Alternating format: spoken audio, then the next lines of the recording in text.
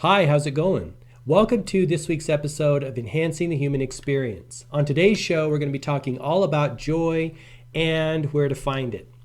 Now, I'm also going to be sharing with you 5 of my favorite quotes or thoughts from, let's say they are masters or gurus or people who have their finger on the pulse of what joy is. And these are really popular quotes. You're probably familiar with most, if not all of them. And I'm going to be sharing those 5 with you. And they really speak to where we can find joy and how we can find joy. I'm really excited about this episode. The idea for this episode came to me this past week as I was reacquainted with where joy is and how to find joy. And I'll tell that story here in a moment. But before we get into the meat of the show and the heart of the show, I want to ask you a question. Do you like mountain coasters? And by mountain coasters, I mean roller coasters that are on the sides of mountains or integrated in with mountains. If you do, I recently created a short movie of a mountain coaster that I rode with my brother about a month or so ago. It was super fun. And I think the whole thing is about 5 minutes. It's up on my YouTube channel, which is youtube.com/gmarkphillips. And of course, I couldn't just leave it as being the mountain coaster ride itself. I had to add some thoughts about life because it dawned on me that life is a lot like a mountain coaster as I was riding this mountain coaster. So I was inspired to make this short movie, and you can check it out on my YouTube channel. So the other thing I want to say is that, yes, the Enhancing the Human Experience online store is up and running. It's opening. It's already open. I'm working out some of the little things, the little kinks and glitches that come along with opening a store like that, and also trying to add more valuable ways to offer you products and services and give you discounts and help you find the things and apparel that you want to wear in life and that will help you on your journey. So I'll be working out those things as time goes on. But yes, it is open. And I'm also toying with the notion of giving you free shipping because that has proven to be somewhat of a stumbling block or a little bit of a hurdle to get over as far as getting the shipping costs as low as possible and also integrating them in with the product and pricing and stuff like that. So I'm probably going to be leaning towards free shipping at some point in the future and just get rid of all the hassle that revolves around that. But yes, it is open. More products are coming on the way very soon. I'm putting them up as fast as I can. And so go check that out. The website for the online store is ETHX.store.com, Enhancing the Human Experience Store. So it's ETHXSTORE.com. Okay, so let's get into this idea of joy. The inspiration for this show came this past week when I was, like I said, I was reacquainted with where joy really is and where we can really find joy. And as you probably know, that is in the service of others, and to be having a purpose, having a job to do, right? When someone else needs our help and we can help them, that enlivens us, right? And that turns us on and gets us pumped, and because we get to serve them and then they get to have their needs filled. It's like a win-win situation, but it comes from stepping outside of what we want. Sometimes counterintuitive to think that way, right? We think that joy is going to come to us by getting everything we want, and there is probably an element of joy to that, but most of the stuff that I've ran across in my experience and on my journey has indicated that it's just the opposite of that. It's always in the service of others, and my firsthand experience as well, which you probably can relate to. So I've got a number of quotes here, 5 to be exact, that I like to think about when I think about joy and where to find it. And ultimately, we do find it, like I said, in the service of others and in doing something that will benefit other people, that we find deep meaning in, and that allows us to share ourselves with others. Because when we give, we get to experience the joy of giving and the happiness of giving. Now, first of all, let's start with why joy is even important and why people even want to find joy and have joy in their lives. Well, a lot of people think, and I do agree with this as well, that we come from joy and that we are derived from joy, we live in joy, and we're always trying to reconnect with joy. And a lot of people think that everything we do in life is an effort to reconnect with joy. And sometimes some of the things we do are very counterintuitive and actually oppose joy. But at the heart of it, we're always going back towards that joy, or we always want to reconnect with the joy from which we came. So regardless of how we try to find joy in the world or how we try to find that happiness, that the heart of it is to reconnect with the joy that we are from. And actually, when I put together this book, Boundless Joy, and curated these quotes, that was really at the heart of what I was really doing. And as the message on the front here says, when you see yourself as a spiritual being, joy arises effortlessly, leaving no room for fear, doubt, anxiety, or worry. And so when we see ourselves as disconnected human beings that are not connected with the source of the infinite joy inside of us, that can cause a lot of problems, can't it? Because when we're disconnected from the source of our creation, from the source of our happiness, and we just won't be able to flow that energy into our experience and into our own consciousness and into the world.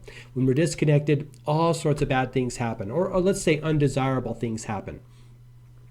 And the way to reconnect is to remember the source that we came from, whether you call that source God or infinite intelligence or divinity or source. There's really only one source. Maybe people call it by different names, but we're always connected to that. We can talk ourselves out of it, right? We can think that we're not, and that can actually sever the connection or give the illusion that the connection is severed. And ultimately, all that negative experiences need is the illusion of separateness. I mean, we really can't ever separate ourselves from that source of creation from which we came from, but we can think that we're separated, and that's good enough, right? Whatever we imagine will really become our experience, and it will become real for us. And so never think that you're separated from the source of your creation, of all of everything, where everything comes from, or else it's just going to become like a catalyst for not desirable experiences. And we don't even want to go down that road. But back to what I was saying, the joy that we're always finding in the world is really, we want to reconnect. We're trying to reconnect with the joy that we came from.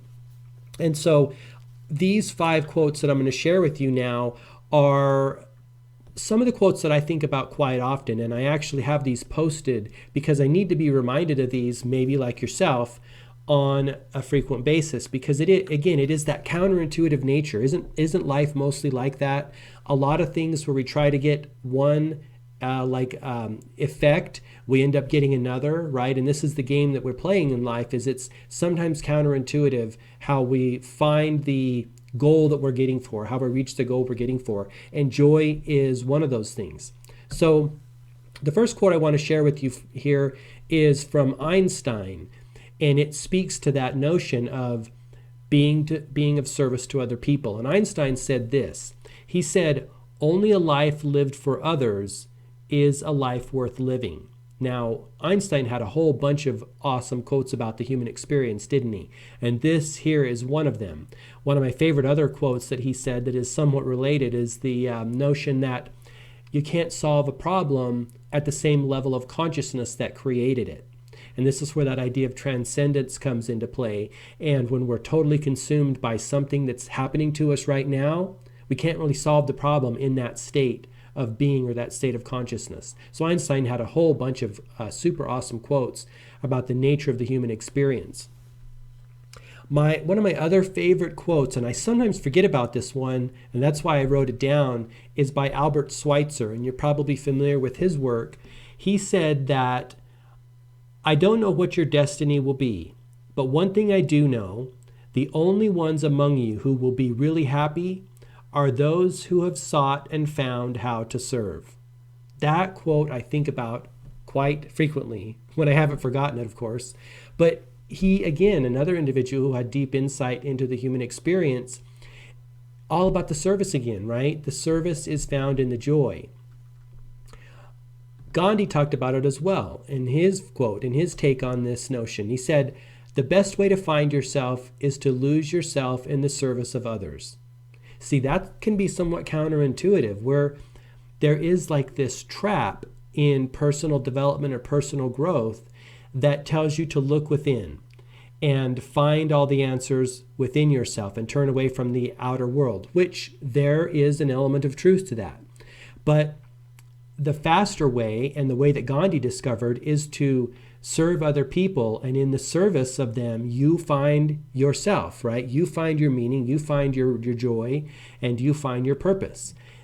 Sometimes that trap of investigating within and looking for our purpose in all the wrong places, or looking for our joy in all the wrong places, can lead us really nowhere, right?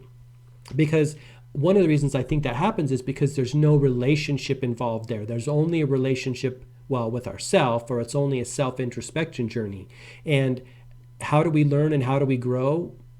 Most of the time we do that through relationship. We integrate with the world, we interact with other people, we do things in the world, and we learn about ourselves. It doesn't have to be with another person. It can be, doing a job, or creating something, or inventing something. But the mirror effect teaches us about ourselves. And when we don't have that mirror effect, we maybe lose an aspect of understanding. So we don't have that relationship. So Gandhi is really talking about that notion of relationship. When we're in service of other people, that helps us to discover our joy and discover our purpose and our passion, and ultimately feel happy and joy.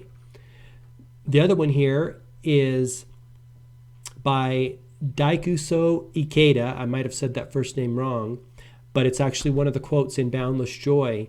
And he said, "Increase your joy by doing the good you wish to have done to you." So again, we're getting outside of ourselves and thinking of other people and doing things that will benefit them and will cause them joy. And in turn, we get joy, right? This is the notion of when you give, you also are a receiver of the good feelings that you're causing to arise in other people. The last but not least, the fifth one here is, I don't want to say my favorite, but it's really awesome. You're probably familiar with this one, and I've talked about this one before. And it is by Rabindranath Tagore. And he said, "I slept and dreamt that life was joy. I awoke and saw that life was service. I acted, and behold, service was joy." I love that quote. Isn't that the best? He's got his finger on the human experience for sure, and where to find the joy. And that is in the service and in the action in benefit to other people. And this is one that I think about quite often, and actually sums up all of this notion of where to find joy and how to find it, and that is in the service of other people. If there was no one on earth to do something for or service, be a benefit to, then we'd really be really bored, and life would lose basically all of its meaning, wouldn't it? So be thankful for other people, and be thankful that they can receive the service that you can offer. And really, it can be any type of service. Sometimes the most seemingly menial tasks or insignificant tasks can bring up a deep welling of joy within ourselves and purpose and meaning. Even very simple things, right? So nothing's off limits. It doesn't have to be some grand gesture or some huge humanitarian service. The smallest thing can open up that channel for the joy to flow into the world. And once it flows in through us, it's going to just spread to other people, and that's how it gets into the world. So it's in the service of other people. So I hope those ideas have help you as much as they help me on my journey, and have like a deep impact, because the joy is really happening through us and in the service of other people. So that's the podcast and the show today. I want to thank you for tuning in.